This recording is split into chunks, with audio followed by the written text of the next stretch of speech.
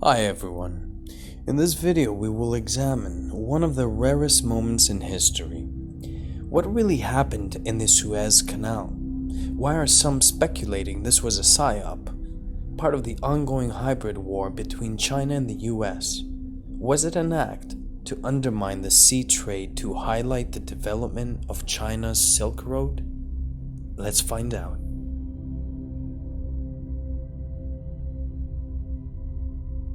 Welcome to my channel. Please like, share the video, and also subscribe to my channel. Welcome to another geopolitical analysis video.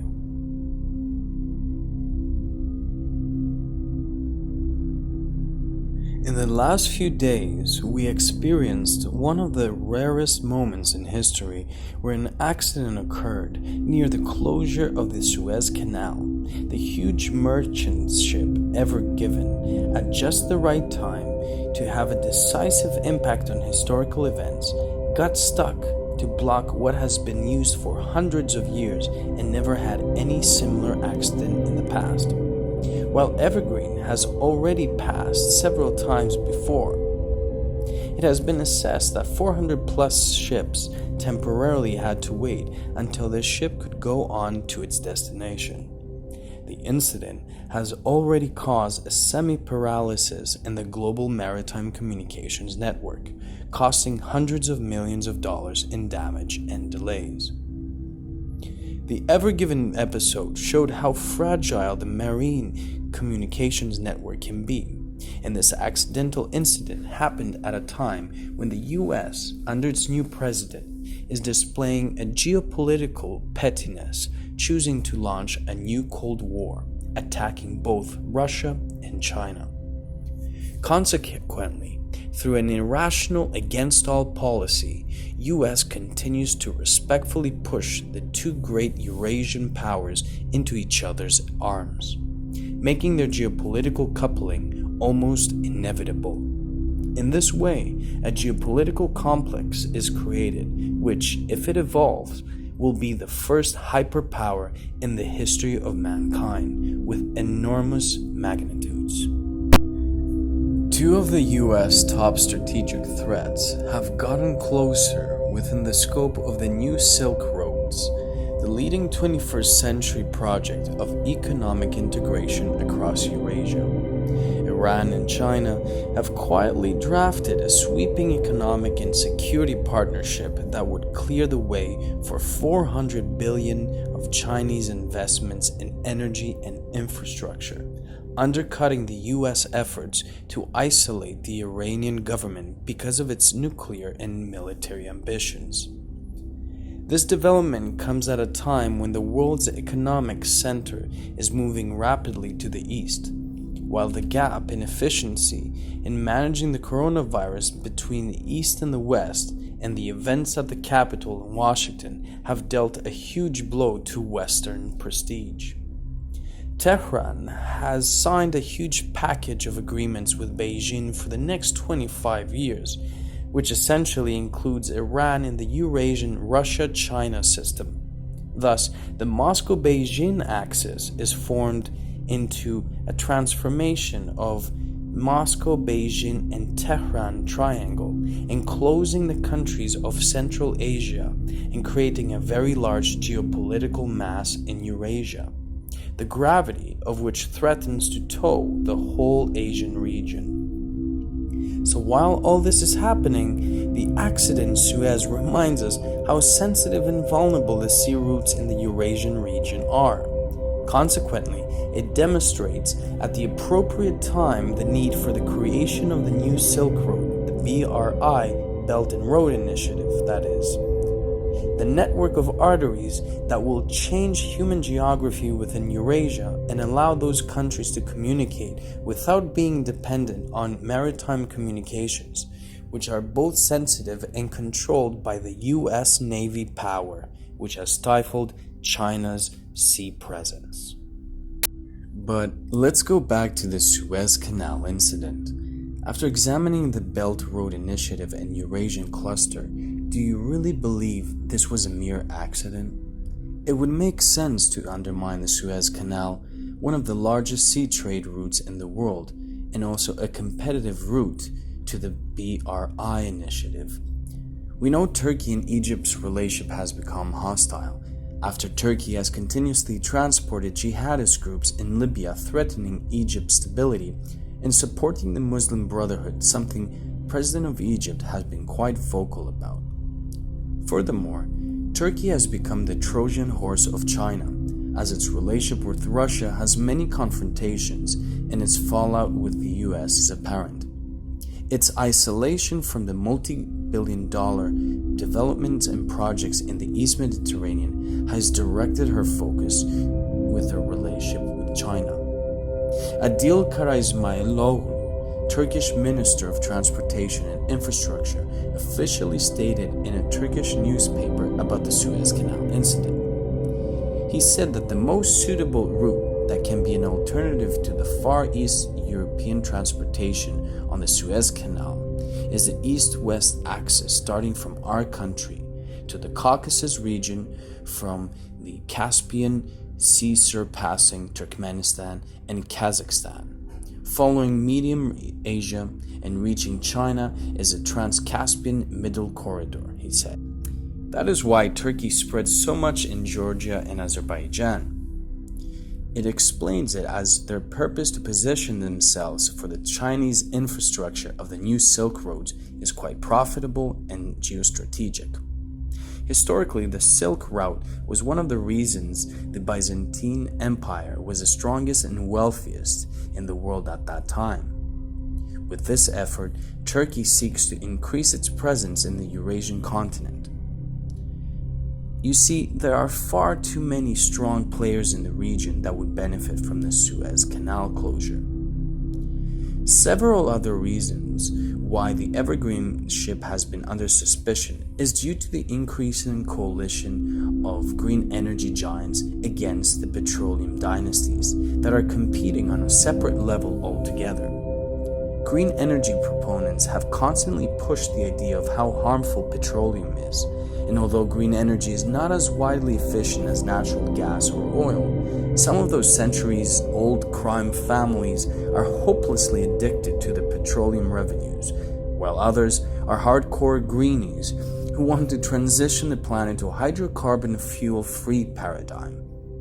A message is being sent to big oil via the Suez shutdown that the time is now to move away from oil and gas as a dominant energy resource to power the global economy. Another key reminder is the 2010 engineered BP Gulf oil spill in the Gulf of Mexico, which purpose was to scare the whole world away from oil and gas. Now we have the Suez Canal closure caused by a mammoth container ship that was purposely positioned to shut down crude oil tanker traffic.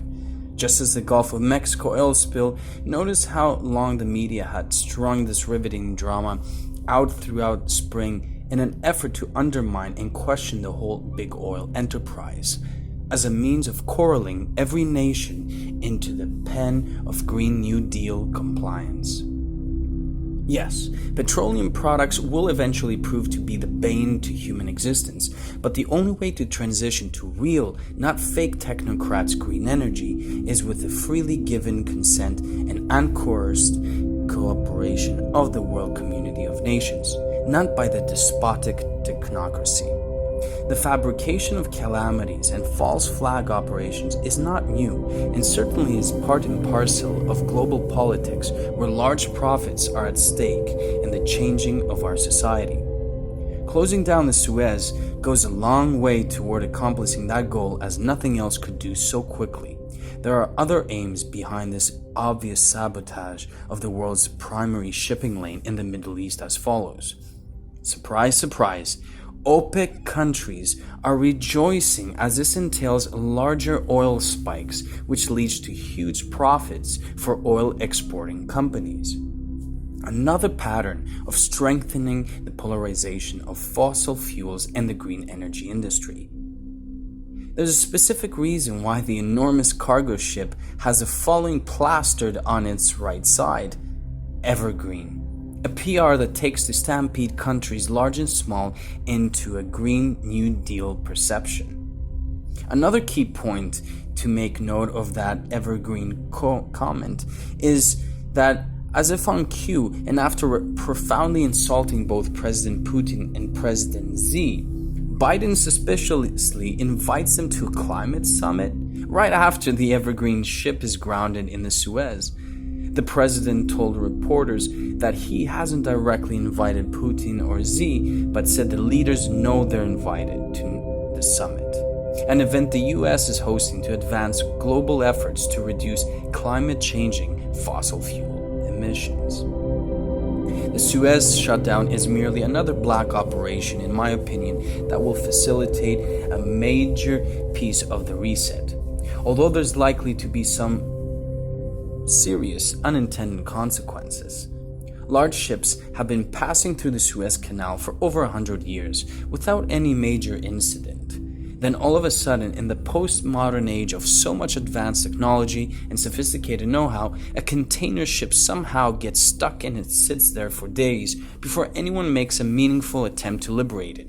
The slowness of the limp response, together with the gross ineptitude in reopening the most important shipping lane in the world, speaks volumes. Who could also overlook the company behind the Suez Canal blockage that spilled 28,000 plastic toys into the ocean in the 90s? These toys were mysteriously dumped into the ocean in the 90s, prompting investigations. They were eventually traced back to a ship operated by, surprise, surprise, Evergreen Marine. Evergreen Marine is the company behind the Ever Given, the vessel that blocked the Suez Canal. For anyone who is in doubt this is a psyop, consider that the Evergreen truck was used to block a major highway in Taiwan after the Suez Canal incident. Again, a mere coincidence? Another one from the same company? I doubt that so many coincidences favoring many different power players in this multipolar world are just coincidences. So let's look at the key players who benefited and those who didn't. China is the key winner of this, as it will use it to leverage the stable BRI land infrastructure project for the greater Eurasia to the west. Biden's new Green Deal will be also pushed and received a positive outlook in the media due to this calamity that blocked the oil tankers, proposing green energy as much more efficient and ecological on the Energy Climate Summit. Of course, I believe that this is being forced and this operation was used to push for the US Green New Energy Deal, something that Biden administration has pushed all along. Of course, thirdly, Russia will seek to leverage its Nord Stream 2 pipeline to Europe, as more stable pipelines are also cleaner for the environment and something that will support with natural gas Europe on a much more efficient environment. Now, if we look at the clear losers, one may think that OPEC, because of the rising oil prices, has actually benefited from this, and it may be even so for the short term, as this will not work and will become its downfall for the oil industry due to the fragility and the instability of the sea corridor trade routes that will be pushed online from various proponents of the BRI and also of more other alternative routes. Sea trade countries have lost because there have been billions of dollars lost in the global economy, and those that depend on the sea trade will actually might consider an alternative route just in case this happens again. And lastly, shipping companies. A cascade of insurance claims will actually not benefit the companies, as those will not be reimbursed until much later, and the paperwork and complexity and bureaucracy that might create and ripple to a lot of other sea trade routes and maritime law might be something that could complicate things. Thanks so much for watching. Please like, subscribe, and share the video posted below. Bye for now.